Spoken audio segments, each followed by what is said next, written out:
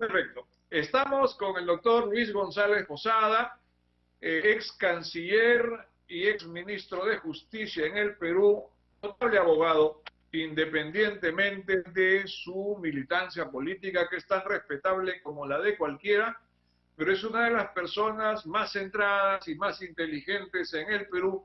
Y lo primero que quisiéramos preguntarle al doctor González Posada es si ha tenido la oportunidad ya de hacer una evaluación sobre este pronunciamiento presidencial de hoy y qué opinión le merece. Mire, no he tenido la oportunidad de verlo, ¿no? Pero ojalá que ese pronunciamiento sea nuevamente confrontacional, porque las instituciones están muy debilitadas y porque el país está pasando una verdadera tragedia con 11.000 muertos o 40.000 muertos según los registros de estadísticas de fallecidos. Vivimos una tragedia, una pandemia mortal, y en estas circunstancias, en lugar de que el Perú se demuestre unitariamente, se demuestre compacto, todos juntos en una lucha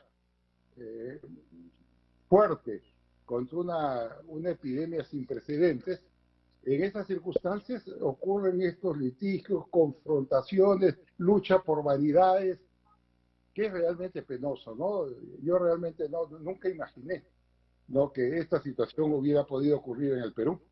Este es como tiene el mismo efecto, aunque en otro sentido, del terrorismo, porque uno no puede confrontar cuando hay problemas gravísimos de carácter interno. ¿Me escucha, no? ¿Me está escuchando bien? Perfecto. Bueno, Sí, perfecto. escuchamos. Decirle que yo siempre he puesto como ejemplo bueno a Churchill, que asumió el cargo de primer ministro de Gran Bretaña cuando comenzaba la guerra. Y fue al Parlamento, y en el Parlamento dio un discurso corto, pero con dos columnas centrales. Primero dijo la verdad. Y la verdad que dijo fue que solo les ofrezco sangre, sudor y lágrimas. No les podía ofrecer otra cosa. Y naturalmente convocó a la unidad del país para luchar en el campo, en las ciudades, en las carreteras, en las aldeas, en las casas, en las calles, contra un enemigo que amenazaba con invadir Inglaterra. Esos dos parámetros han sido claves. Primero, decir la verdad, y segundo lugar, la unidad. Acá ha sido exactamente lo contrario. No nos han dicho la verdad. Han cambiado las cifras, la han monitoreado, y a mí me da mucha vergüenza decir lo que no es posible que en medio de esa tragedia se hagan encuestas de popularidad de un presidente. Discúlpeme, no me parece. Me parece mal. No se pueden hacer porque se mezclan los conceptos y las situaciones. Entonces, decirle, primero, que no se ha dicho la verdad, que hoy día se están desnudando las cifras, que son las reales, y en segundo lugar, no se ha convocado a la unidad del país.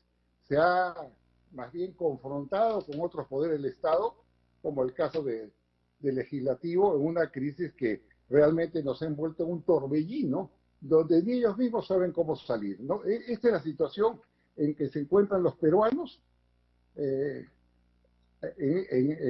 estas circunstancias de muertos, de contagiados, cuando hemos visto la estadística, por ejemplo, no menos dramática, que la pobreza en el Perú, que era 6.5 millones, se ha expandido a 8.5 millones, y el desempleo, que era 2.300.000 en Lima, hoy día es 2.500.000, y a nivel nacional debe ser por lo menos 3,5 millones. Esta es una verdadera tragedia, sin precedentes. Es, como dijo el presidente del Banco Central de Reserva, es lo peor que nos ha pasado en hace 100 años, desde hace 100 años. Yo le diría que desde hace más tiempo inclusive, ¿no? Porque a la crisis económica, social, administrativa, se suma lo que inicialmente le dije: instituciones débiles, precarizadas, enfrentadas unas con otras, que desestabilizan a todo el país en su conjunto. Esto es lo que estamos pasando, Y esto es lo que estamos padeciendo, y es la primera impresión que le puedo dar ante su pregunta. Muchas gracias, doctor González Posada. Pedro Isique, mi compañero de conducción, creo que quiere interrogarlo en el mejor sentido de la palabra sobre el acuerdo de Escazú, sobre el que ha publicado un importantísimo artículo hoy día en Expreso. Pedro, tiene la palabra.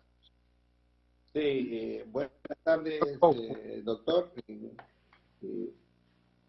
En el Perú, pues, hay una preocupación, ¿no? Y a raíz del artículo publicado por su persona sobre este acuerdo de Escazú, que aparentemente sus promotores, pues, están llenos de buenas intenciones, pero ya sabemos cómo, cuando se dice, pues, de que el camino al infierno está lleno de buenas intenciones, porque manifiestan como si en el Perú no hubiera leyes, ¿no? Están manifestando de que nos tenemos que ir a un consenso internacional porque necesitamos transparencia, necesitamos establecer mejor leyes ambientales, necesitamos darle voz a los campesinos, a las comunidades nativas.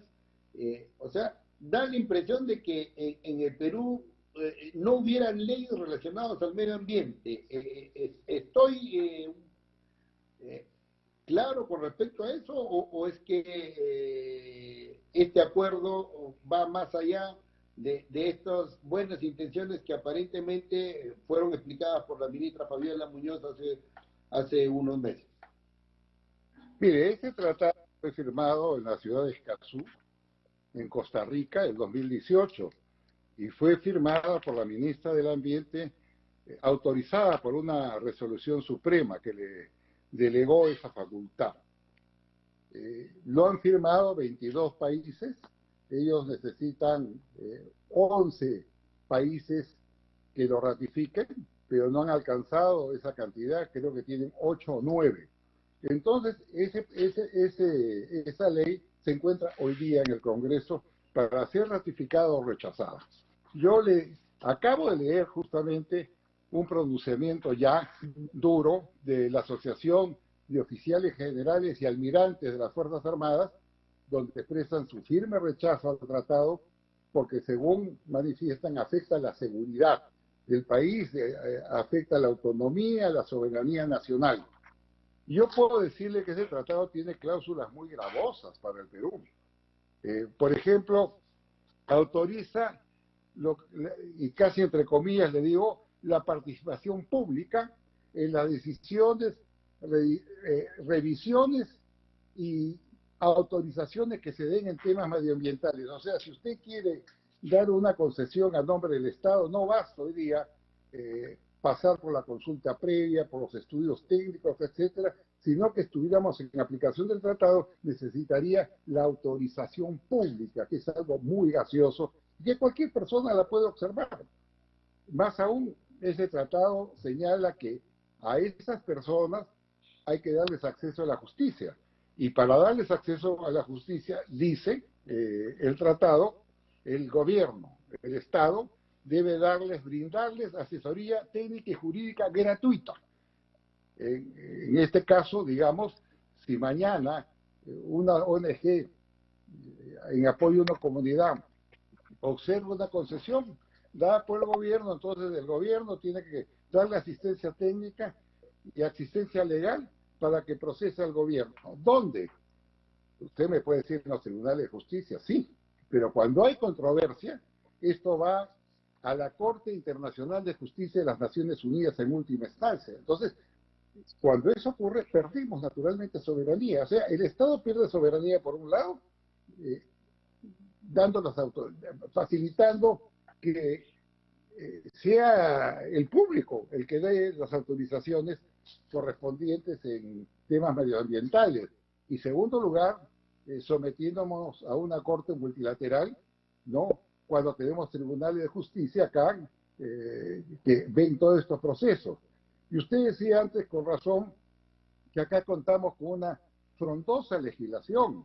Acá tenemos primero un Ministerio del Ambiente, otro Ministerio de Cultura, que ven esos temas, y un sistema integral de monitoreo, sanciones y apoyos e informaciones en temas medioambientales. O sea, hay instituciones competentes que no tienen otros países que han firmado el acuerdo de Escazú.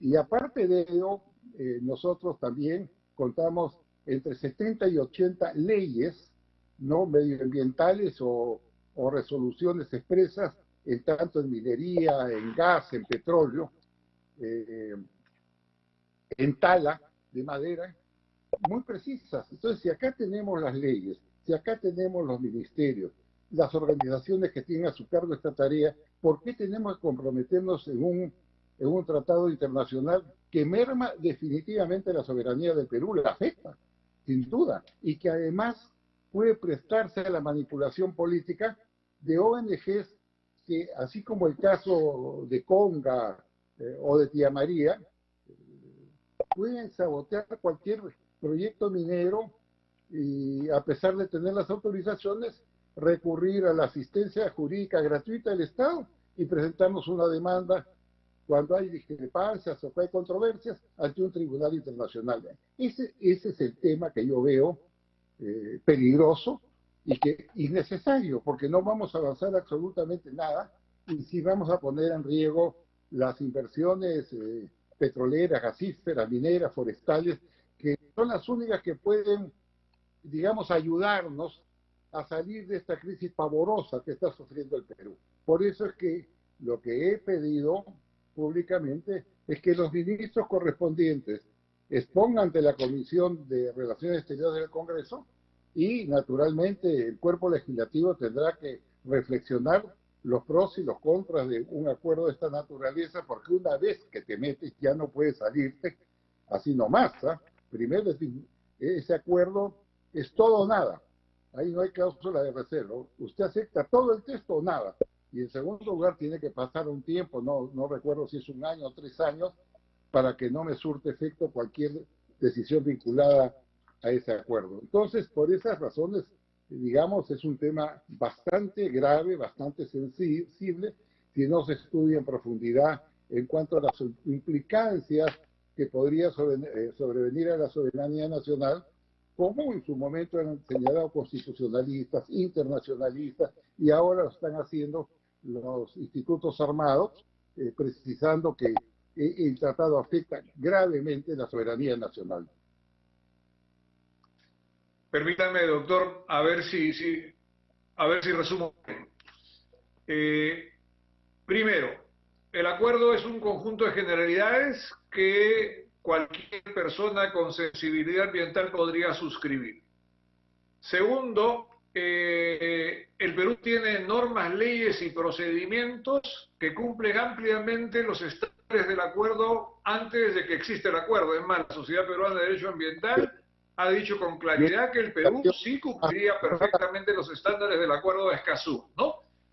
Tercero, nos sometemos a una decisión supranacional sobre nuestra soberanía amazónica particularmente y de todos los espacios ambientalmente vulnerables. Y cuarto, es negocio para las ONGs. ¿Me equivoco en este resumen, doctor? Perdón, no le escuché. Ok, a ver, repito, decía 4 cosas. Primero, que el acuerdo es un conjunto de generalidades, ¿ok? Que puede suscribir casi cualquiera en el plano general. Pero segundo, implica una renuncia a la soberanía nacional al someterse a instancias supranacionales sobre el territorio peruano. Tercero, que la propia Sociedad Peruana de Derecho Ambiental ha dicho que el Perú cumple ampliamente con sus leyes actuales, con sus procedimientos actuales, con todo lo que el acuerdo de Escazú establece y por tanto no sería necesario suscribirlo. Y por último, además, resulta que aparentemente es un negocio para las ONGs ambientalistas lo que se abre con la firma de este acuerdo o con su ratificación en el Congreso, si es que no se toma una decisión distinta de la que parece encaminar el gobierno. ¿Es cierto? Así es, posición del gobierno. Por eso los tratados internacionales hay lo que decimos doble instancia. El gobierno es el que aprueba un tratado pero para que este tenga que regir, tener vigencia, es el Congreso de la República que lo ratifica. Ahora está en esa segunda etapa la ratificación.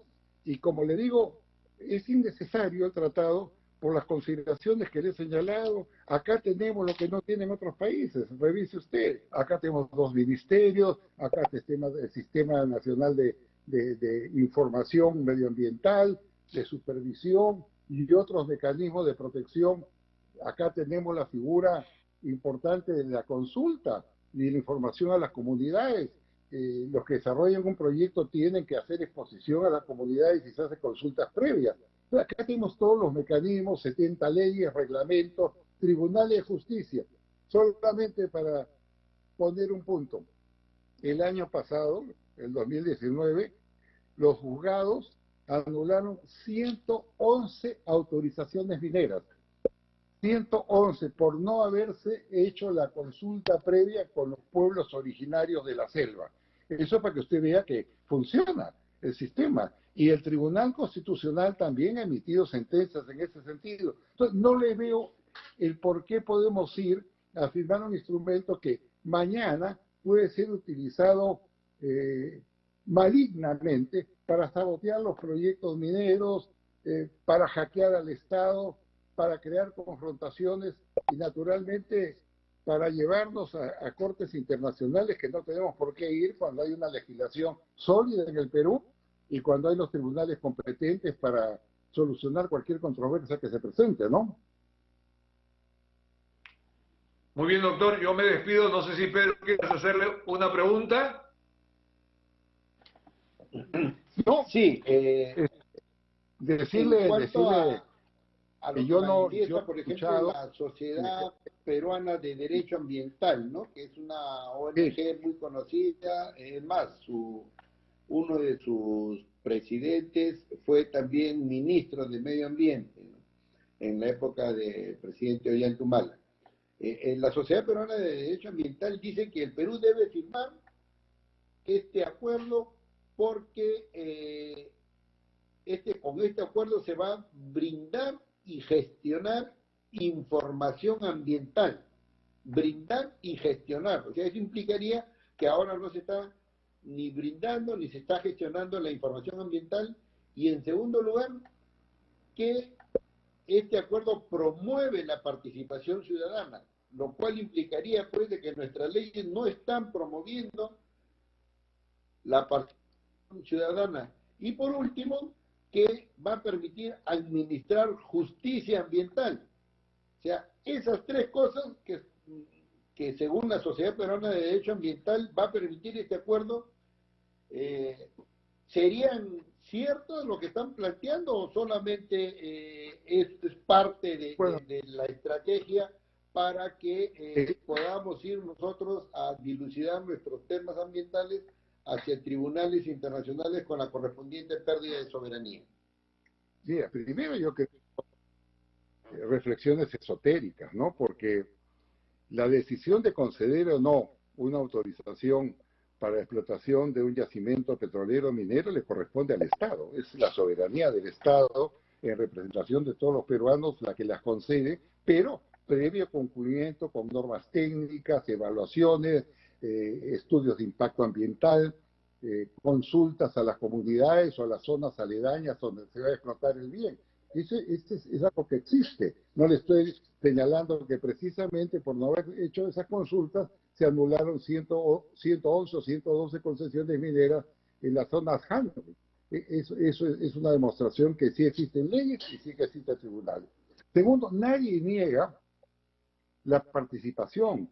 La participación es indispensable. El exponer, el escuchar, el reflexionar, para eso se hacen las audiencias públicas. Pero otra cosa es lo que nos pone en el tratado. El tratado te dice que los países, los estados, en este caso si el Perú la acepta la participación pública, y leo textualmente, en decisiones, revisiones y autorizaciones medioambientales. O sea, que tiene que haber la autorización. Yo no sé cómo se va a dar esa autorización si mañana una ONG vinculada a una comunidad minera no está de acuerdo.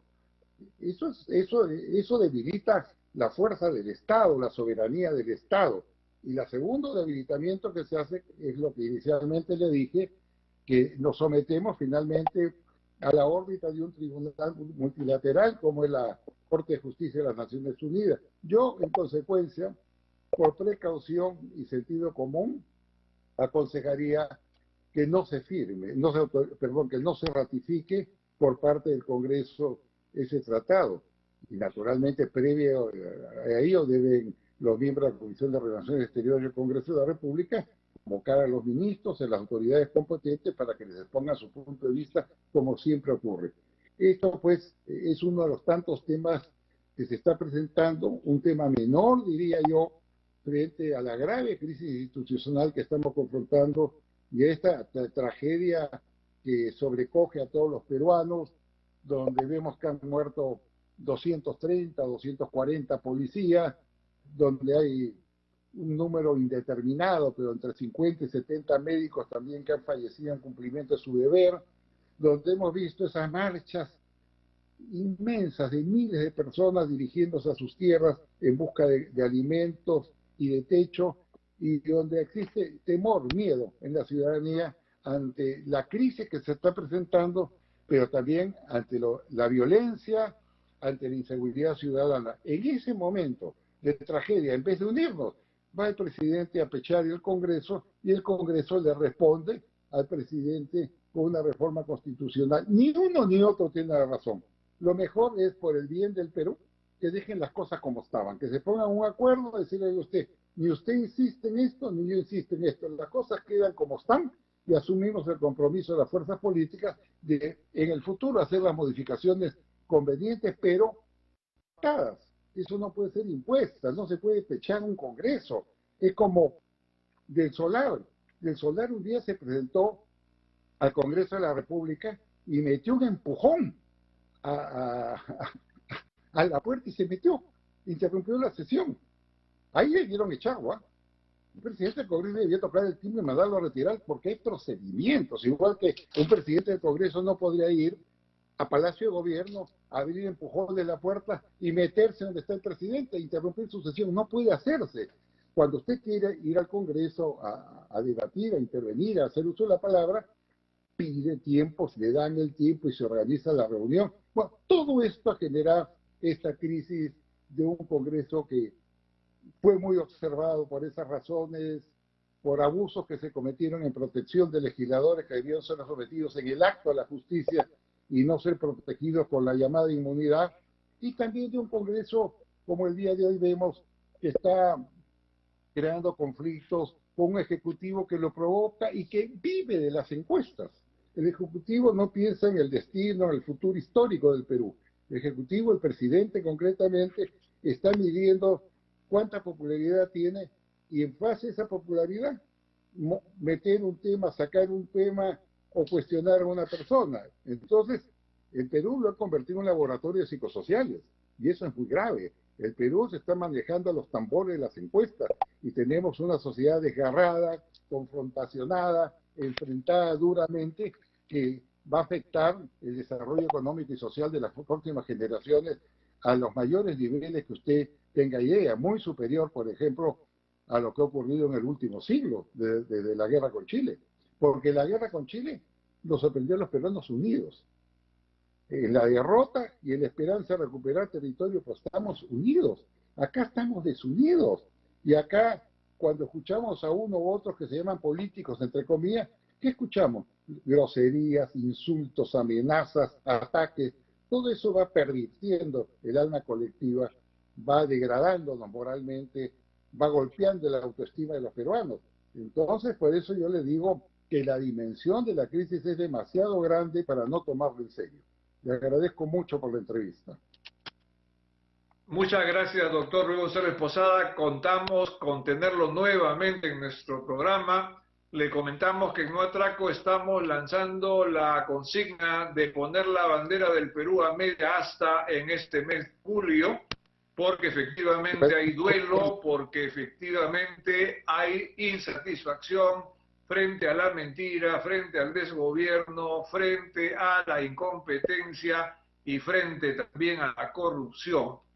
esa consigna, esperamos que la sigan los suficientes peruanos para que sepamos que nuestra sociedad no es una sociedad de carneros que sigue simplemente lo que le dicta un gobierno de turno, porque así no debe ser para construir una sociedad crítica y vigilante como es cualquier sociedad democrática.